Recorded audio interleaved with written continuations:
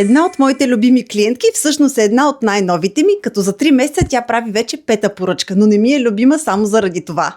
Тя е изключително точна, коректна, винаги си взима пратките, не прави проблем за парите, не се пазари изобщо и когато си поръча нещо по индивидуална поръчка, няма абсолютно никакви претенции, както аз я изработя.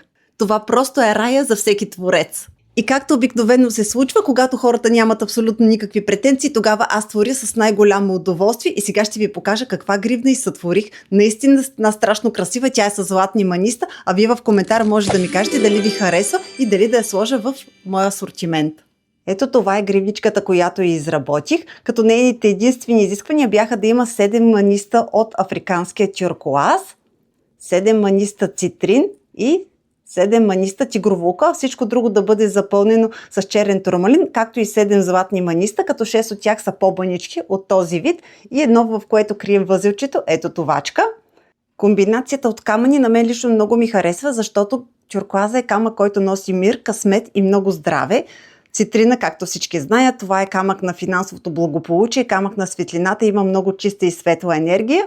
А тигровото око, освен че е камък на финансовото благополучие, както цитрина, той е камък на увереността и е много подходящ за хора, които им е нужна малко повече увереност в живота, които вечно се съмняват в себе си, дали ще се справят в дадена ситуация.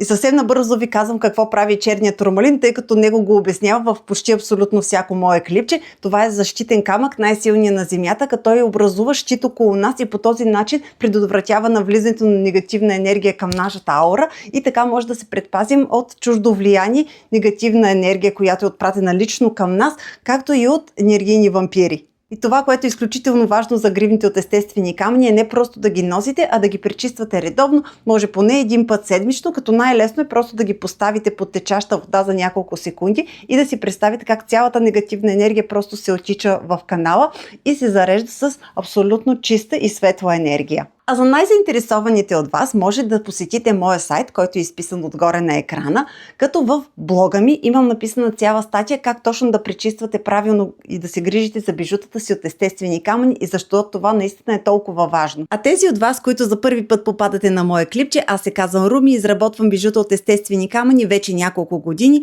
Ако искате да разгледате цялото мое творчество с цени и описание свойствата на гривничките, може да го направите на сайта. Ако имате някакви въпроси или нещо по-конкретно ви интересува, винаги може да ми оставите лично съобщение, като ще отговоря на всеки един от вас в удобно за мен време.